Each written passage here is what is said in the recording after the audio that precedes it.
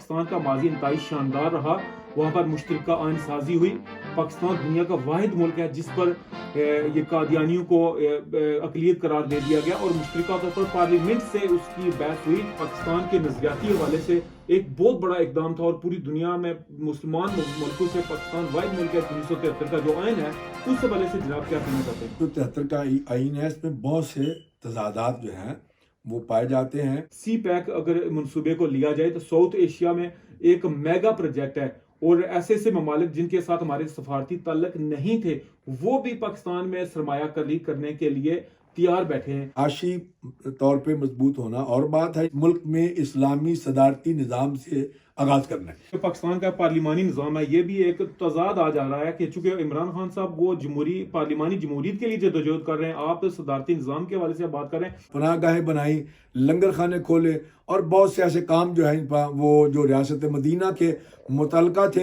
تحریک پاکستان اپنے عروج پر تھی. بانی پاکستان حضرت قائد اعظم محمد علی جناح، وہ ان کی شبانہ روز محنت جاری تھی. ان کے جو دیگر رفقائے کار تھے ان کا کام ان کے ساتھ جاری تھا. اس دور میں جو انتہائی مذہبی گھرانے سے روحانی پیشوا جو پیر جماعت علی شاہ، جنہوں نے بھی قائد اعظم کا ساتھ دینے کا فیصلہ کیا اور بانی پاکستان کے ساتھ شانہ بشانہ چلے اور تحریک پاکستان میں اپنا اہم کردار ادا کیا. آج اس خاندان کے چشم و چراغ انجمن خدام صوفیہ انٹرنیشنل کے چیئرمین، علی پور شریف کے سجادہ نشین پیر محمد منور حسین شاہ جماعتی، ہم ان کے ساتھ موجود ہیں. حالیہ جو سابق وزیر اعظم پاکستان کے ساتھ لاہور میں علماء مشائخ کانفرنس کا انعقاد کیا تھا، تو اس حوالے سے پیر صاحب سے جاننا چاہتے ہیں کہ یہ اتنی بڑی تبدیلی یا اتنی بڑی پیش رفت کیسے ہوئی؟ بسم اللہ الرحمن الرحیم. چونکہ یہ تو پچھلے 5-6 مہینوں سے یہ ہماری کوشش تھی کہ پاکستان کے مشائخ اعظام کو ایک پلیٹ فارم پر اکٹھا کر کے قائد اعظم اپنا خان صاحب کے ساتھ جو ہے وہ اکٹھا کیا جائے، لیکن کوئی خان صاحب کی اپنی مصروفیات کی وجہ سے یہ ممکن پہلے نہ ہو سکا. تو ابھی جب میں گیا تو خان صاحب سے چونکہ ملاقات ہوئی تو انہوں نے پھر دوبارہ سے یاد دہانی کروائی کہ جناب وہ آپ نے وعدہ کیا تھا. اس وقت 570 کے قریب مشائخ جو ہیں وہ لاہور میں اکٹھے ہوئے، جس میں چاروں صوبوں سے الحمدللہ بڑی کثیر تعداد میں مشائخ اعظام نے شرکت کی اور انہوں نے خان صاحب کے ساتھ شانہ بشانہ کھڑے ہونے کا اعلان کیا. کیونکہ آپ بہت بڑے خاندان کے روحانی پیشوا ہیں، آپ نے پچھلے عرصے میں دیکھا جائے تو 100 آستانوں کو آپ نے خطوط لکھے تھے اتحاد امت کے حوالے سے. تو آج کیا وجہ ہوئی کہ آپ اتحاد امت کو ایک سائڈ پر رکھتے ہوئے آپ سابق وزیر اعظم یا ان کی جماعت کے ساتھ یا تعاون کرنے کو تیار ہوئے؟ تو اس میں آپ کی موٹیویشن کیا تھی؟ جہاں تک اتحاد امت کا تعلق ہے وہ تو اپنی جگہ پہ اسی طرح ہے. اگر مثال کے طور پہ 100 مشائخ اکٹھے ہو جائیں تو سمجھ لیں کہ 1 کروڑ افراد جو ہیں وہ خان صاحب کے ساتھ شامل ہو گئے. تکمیل پاکستان کیا ہے؟ پاکستان کا مطلب کیا؟ لا الہ الا اللہ. جب اس کلمے کا نظام نافذ ہوگا، اسلام کا نظام نافذ ہوگا، قرآن و سنت کا نظام اس ملک پہ نافذ ہوگا، پھر سمجھیں گے کہ تکمیل پاکستان ہوئی. جب پاکستان معرض وجود میں آیا تو یہی نعرہ لگ رہا تھا، گونج رہا تھا، پاکستان کا مطلب کیا؟ لا الہ الا اللہ. اور اس وقت اگر دنیا کے نقشے پر کوئی بھی نظریاتی مملکت قائم ہوئی ہے تو ایک پاکستان ہے جو کلمے کی بنیاد پر آئی اور دوسری جو اسرائیل ہے جو ان کے اپنے نظریے کی وجہ سے معرض وجود میں آئی. تو آپ کیا سمجھ رہے ہیں ابھی تک آیا کہ پاکستان میں اسلام کے حوالے سے کوئی پیش رفت نہیں ہوئی یا کیا وجہ ہوئی؟ آپ نے کس جگہ پر آپ کو کمی محسوس ہوئی ہے؟ چونکہ قائد اعظم محمد علی جناح کو وقت نہ مل سکا اور انہوں نے چونکہ میرے جد اعلیٰ حضرت امیر ملت کے ساتھ یہ وعدہ بھی کیا تھا اور ان کے خطوط بھی موجود ہیں جس میں انہوں نے کہا تھا کہ یہ پاکستان میں اسلام کا نظام نافذ ہوگا. اور کئی موقعوں پر ان سے جب سوال بھی ہوا تو انہوں نے کہا کہ بھائی ہم نے کہاں سے نظام لانا ہے؟ نظام تو ہمارے آقا 1400 سال پہلے دے کے گئے ہیں، ہم نے اسی نظام کو اس ملک میں نافذ کرنا ہے.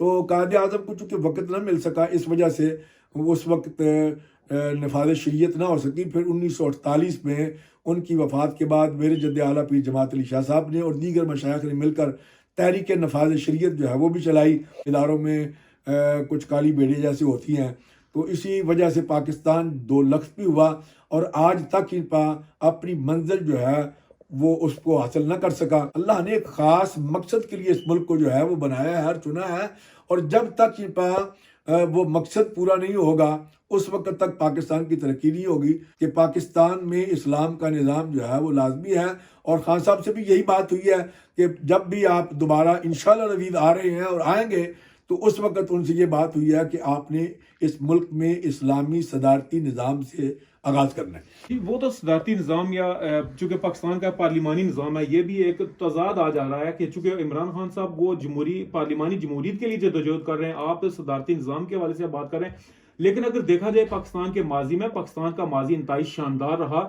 وہاں پر مشترکہ آئین سازی ہوئی. پاکستان دنیا کا واحد ملک ہے جس پر یہ قادیانیوں کو اقلیت قرار دے دیا گیا، اور مشترکہ طور پر پارلیمنٹ سے اس کی بحث ہوئی، اور باقاعدہ علماء مشائخ جو نہیں تھے، منتخب رکن نہیں تھے، لیکن ان کو پارلیمانی پاور دی گئی تاکہ وہ آ کر بحث میں حصہ لیں، اور اتنا بڑا عظیم یعنی کہ قانون سازی ہوئی تھی. آیا کہ وہ بھی پاکستان کے نظریاتی حوالے سے ایک بہت بڑا اقدام تھا، اور پوری دنیا میں مسلمان ملکوں سے پاکستان واحد ملک ہے جس پر یہ بات کی گئی تھی. 1973 کا جو آئین ہے، اس حوالے سے جناب کیا کہنا چاہتے ہیں؟ یہ جو 1973 کا آئین ہے، اس میں بہت سے تضادات جو ہیں وہ پائے جاتے ہیں کہ ہمارے پاس اللہ کا ایک دیا ہوا ایک مکمل نظام جو ہے وہ ہمارے آقا نے ہم تک پہنچایا ہے، اور ہمیں کہیں بھی کسی اور طرف جانے کی ضرورت نہیں ہے.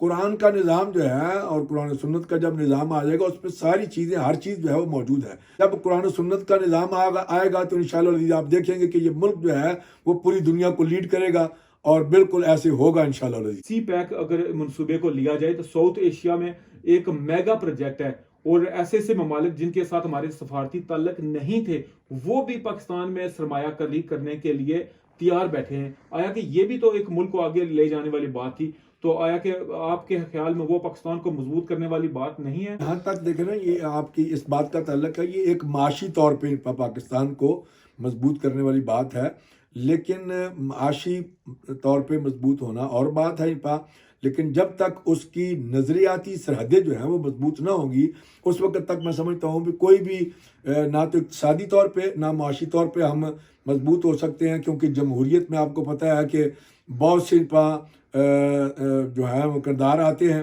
اور ایک نے اس کو پاس کیا اور دوسرے نے اس کو فیل کر دیا. اس وجہ سے میں یہ سمجھتا ہوں کہ اسلام کا جب نظام آ جائے گا تو اس کے نیچے ساری چیزیں جو ہیں وہ آ جائیں گی، اور انشاءاللہ یہ ملک جو ہے وہ ترقی کرے گا. جب سرکار دو جہاں نبی کریم صلی اللہ علیہ وآلہ وسلم کی شان میں گستاخانہ خاکے شائع کیے گئے تھے، اس وقت برطانیہ میں یہاں کی پارلیمنٹ میں بحث کے لیے 1,00,000 دستخطوں کی ضرورت تھی، تو آپ اس تحریک میں پیش تھے. آپ کا چونکہ تعلق ایک روحانی خاندان سے ہے، تو آیا کہ آپ نہیں سمجھ سکتے کہ ایک سیاسی جماعت میں جانے سے آپ کی جو بڑی حمایت ہے آپ وہ کھو دیں گے؟ نہیں، میں خیر اس طرح سے کسی سیاسی جماعت کا کوئی ایسے حصہ نہیں ہوں، میں نے پہلے بھی یہ بات کر دی ہے. لیکن اس وقت میں یہ سمجھتا ہوں کہ خان صاحب جو کوشش کر رہے ہیں، وہ ریاست مدینہ کی طرف 75 سالوں میں یہ پہلا شخص ہے جس نے ریاست مدینہ کا نام لیا اور ریاست مدینہ کے لیے اس نے قدم اٹھایا ہے.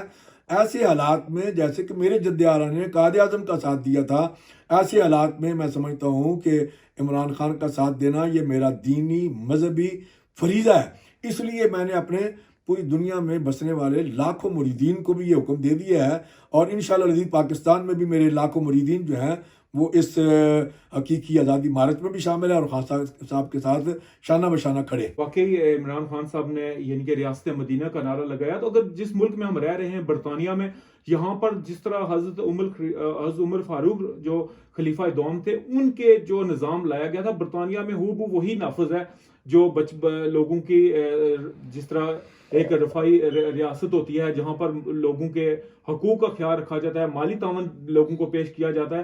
صرف اس کا فرق یہ ہے کہ یہ ریاست مدینہ اس کو نہیں کہہ سکتے، لیکن حقوق لوگوں کو وہی حاصل ہیں. یہ دیکھو نا جس کی آپ مثال دے رہے ہیں، یہاں تو خیر اس قانون کو نہیں، ڈنمارک کا قانون دیکھیں، ان کے قانون کا نام عمر لا ہے. انہوں نے جب ملک بنا تو 100 قوانین جو ہے مختلف ملکوں کے اکٹھے کر کے بہت سارے لوگوں کو بٹھا دیا، اور ان کو کہا کہ بھائی آپ نے ان میں سے چوز کریں اور فیصلہ کریں کہ کون سا قانون ہم اپنے ملک کے لیے بنائیں. تو ان سب نے جو فیصلہ کیا وہ یہ تھا کہ اسلامی قانون عمر لا جو ہے، عمر فاروق کے دور کا قانون، اس کو انہوں نے اپنے ملک کے لیے چنا. تو میں یہ سمجھتا ہوں کہ یہ انہوں نے تو نافذ کر لیا، لیکن ہم 75 سالوں سے ہم ابھی تک نافذ نہیں کر سکے. اسی وجہ سے ہم در بدر ٹھوکریں کھا رہے ہیں. آج بھی اگر اسلامی قانون جو ہے اس ملک میں نافذ ہو جائے تو اللہ تعالیٰ نے اس ملک کو تمام نعمتوں سے نوازا ہوا ہے. اور میں نے یہ بیان کئی مرتبہ پہلے بھی دے چکا ہوں کہ اتنی نعمتیں اللہ نے اس ملک میں رکھی ہوئی ہیں کہ جیسے ہی کوئی نیک اور صالح شخص اور ایماندار دیانتدار صادق امین شخص آئے گا، اللہ کی وہ تمام نعمتیں جو ہیں وہ خزانے جو ہے ان کے منہ کھل جائیں گے. اگر ماضی قریب کو دیکھا جائے تو اگر کسی کی حکومت آئی ہے تو کسی نے اگر ملک کو ایٹمی طاقت بنایا تو دوسرے نے اس کو معاشی طاقت بنایا. اگر کسی نے کشمیریوں اور فلسطینیوں کو OIC میں اسلامک جو کنٹریز کی آرگنائزیشن ہے اس میں اگر مبصرین کے لیے ان کو درجہ دلایا تو کسی نے ملک کو موٹر وے کا تحفہ دیا. تو عمران خان صاحب نے 4 سال میں ایسا کون سا ایک کارنامہ کیا ہے جس کی وجہ سے حقیقی مارچ کے لیے تمام لوگ یا شرکاء ان کی حمایت کریں؟ خان صاحب نے 3.5 یا پونے 4 سالوں میں اور کچھ بھی نہ کیا ہو تو انہوں نے جو غریب عوام کے لیے کوششیں کی اس لیے غریب عوام جو ہے باہر نکلی ہوئی ہے. اس میں دیکھیے ہیلتھ کارڈ انہوں نے دیا اور غریبوں کے لیے انہوں نے جناب پناہ گاہیں بنائی، لنگر خانے کھولے اور بہت سے ایسے کام جو ہیں وہ جو ریاست مدینہ کے متعلقہ تھے وہ انہوں نے کام جو ہے وہ کیے.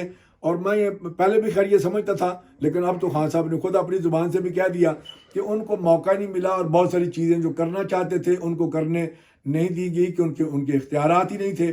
اب انشاءاللہ العزیز میں یہ سمجھتا ہوں کہ خان صاحب دوبارہ آ رہے ہیں اور بالکل آئیں گے تو وہ تمام کام جو ادھورے رہ گئے ہیں انشاءاللہ العزیز وہ سارے کام مکمل ہوں گے اور ریاست مدینہ کی طرف ہم فوری طور پر بڑھیں گے اور اس ملک میں اسلامی نظام کا نفاذ جو ہے وہ بھی ہوگا. پیر منور حسین شاہ جماعتی صاحب کا یہی کہنا ہے کہ اگر عمران خان صاحب کو اتنا انف وقت نہیں مل سکا تھا، اس وجہ سے ادھورے کام رہ گئے ہیں، تو اب ہمیں حقیقی آزادی کے اس لانگ مارچ میں بھرپور شرکت کر کے آنے والے انتخابات میں عمران خان کی سپورٹ کرنی ہوگی تاکہ وہ واپس اقتدار میں آ کر جو ادھورے کام رہ گئے ہیں ان کو پایۂ تکمیل تک پہنچا سکیں. آپ اپنے میزبان آصف محمود براٹوی کو اجازت دیجیے گا. اللہ نگہبان.